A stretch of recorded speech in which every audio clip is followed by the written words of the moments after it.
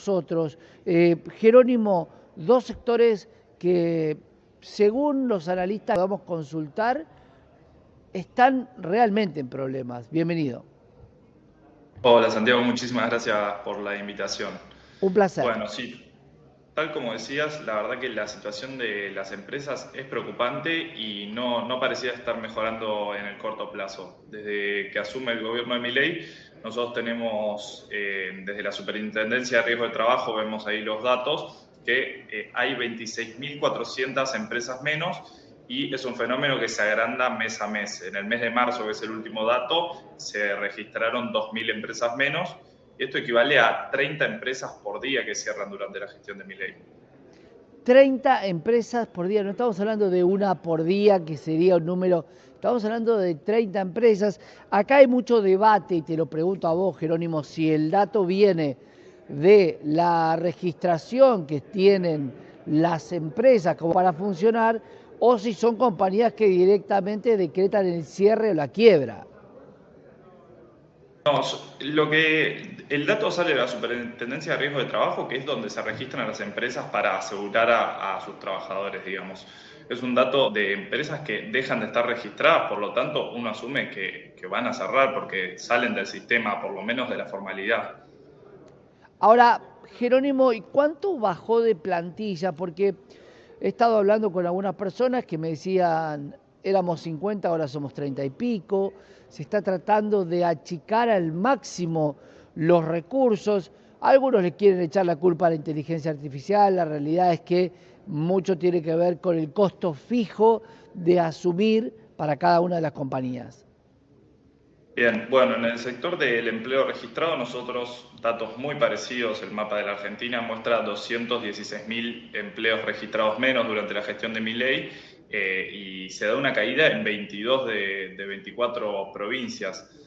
Nosotros, más allá de datos que es real, que hay un movimiento a nivel mundial en cuanto a la incorporación de inteligencia artificial que puede peligrar algunos empleos, creemos que es más un modelo económico que plantea el gobierno de que elige ciertos ganadores a través del RI y a través de ciertas políticas, elige ciertos sectores ganadores, como puede ser el agro, como puede ser el petróleo, como puede ser la minería, que por suerte son sectores que traen un montón de divisas al país, pero lamentablemente el mayor problema para el modelo económico de Milei es que no crean empleo, no son de mano de obra intensiva, son más de capital intensivo y además de que no crean empleos registrados, no están tampoco empujando la recaudación. Entonces, tenés dos problemas. Cada vez tenés menos personas empleadas en estos sectores que son los que están creciendo.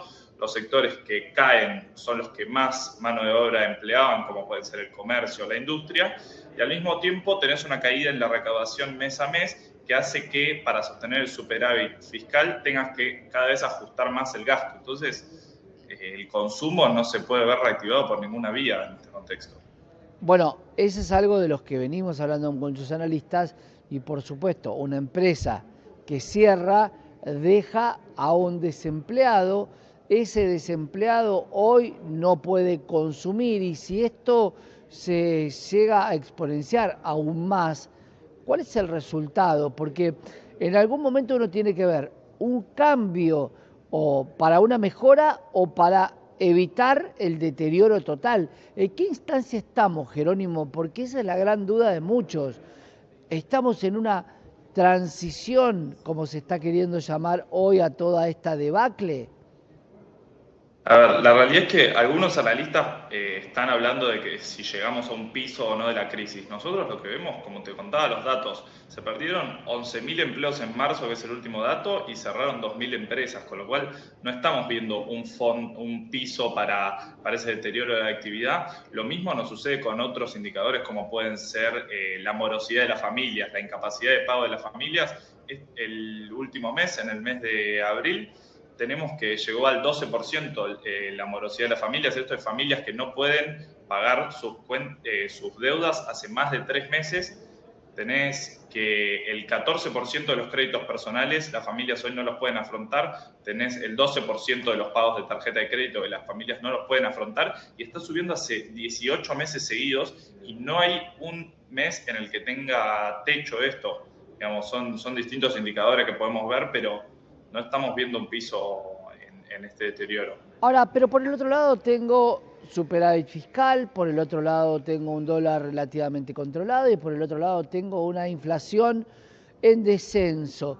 ¿Por qué pesan más esos tres factores que el origen de la economía argentina? Cuando hablamos de la economía, hablamos de un motor que tracciona a todo el país. ¿Cómo va a poder subsistir un país que no tracciona en su gran mayoría?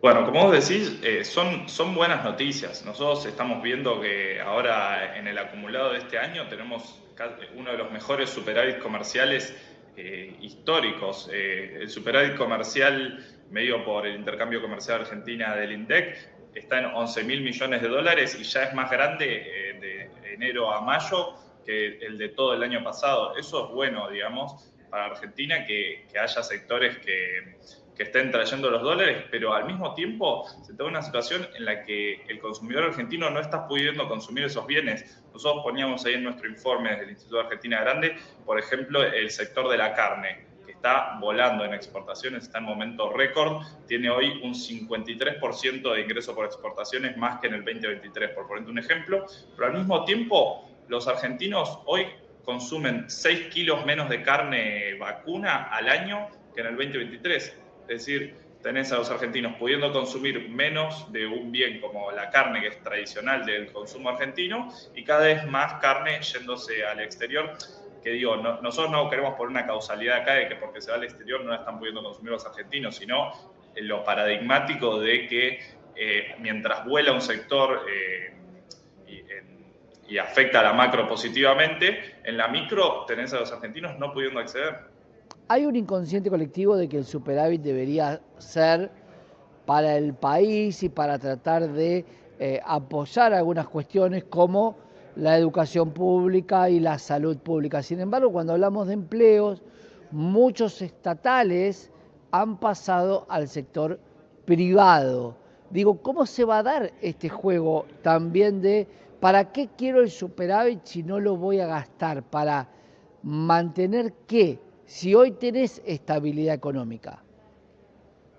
Bueno, exactamente. Me parece que va tocando un piso que no puede romper ya el nivel de ajuste sobre el gasto, porque el superávit, como vos decís, está hecho de todo lo que dejamos de ver, del mantenimiento de las rutas que deja de estar, de la inversión en salud que deja de estar. Digo, el superávit es todo lo que está sucediendo, el de financiamiento de las universidades, el de financiamiento de las personas con discapacidad, con lo cual yo creo que socialmente en algún momento llega un punto en el que ya no es tolerable por este bien mayor de la estabilidad, que siga habiendo un ajuste mes a mes, sobre todo en un modelo que, como decíamos recién, te lleva a un ajuste sin fin, digamos, un ajuste que no termina, porque si vos seguís ajustando y cae la actividad y caen los sectores que más recaudan, como es el IVA, es el impuesto que más recauda en nuestro país, y cae el consumo todos los meses, si vos seguís ajustando es como un círculo vicioso sin fin.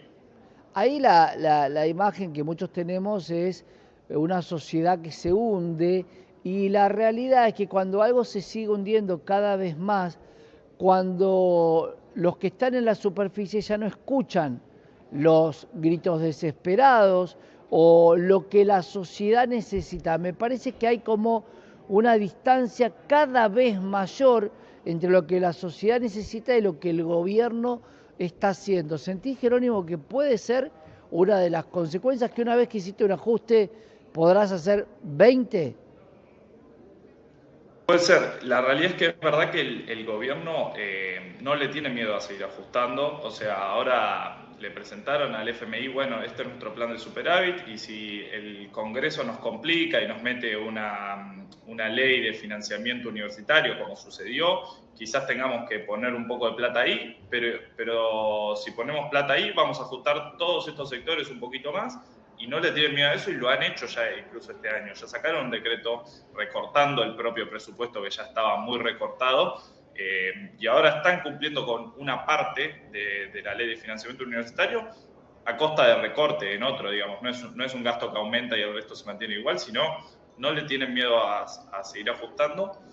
Y después son todas decisiones que toma el gobierno. El gobierno, como vos decís, me parece que está más orientado a otras variables que no son en las que piensan todos los argentinos, que si se quiere pueden tener un beneficio indirecto hacia los argentinos, que baja el riesgo país, que la macro esté inundada de dólares. Pero bueno, me parece que en esa dicotomía entre elegir al consumidor o elegir la macro, siempre termina ganando la macro. Este año tuvimos un shock internacional del precio del petróleo.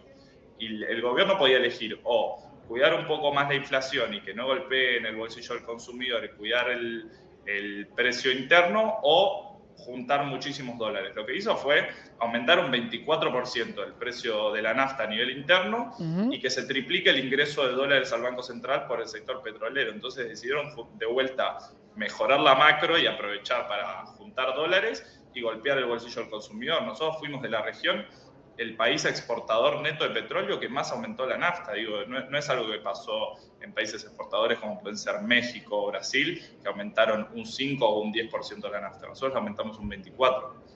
Ahí, desde el estudio que ustedes hacen, entonces, la consigna es: síganme que no los voy a dejar de ajustar, el ajuste continúa, el empleo va a seguir cayendo y se van a perder empresas en la Argentina. No hay nada que modifique esa inercia, y por el otro lado, lo bueno, seguramente que la macro va a seguir mejorando, pero claro, la micro va a ser un tema a tener en cuenta. Jerónimo, gracias por estar con nosotros. No, muchísimas gracias, Santiago, por la invitación. Que sigas muy bien. Jerónimo Rueda, investigador del Instituto Argentino.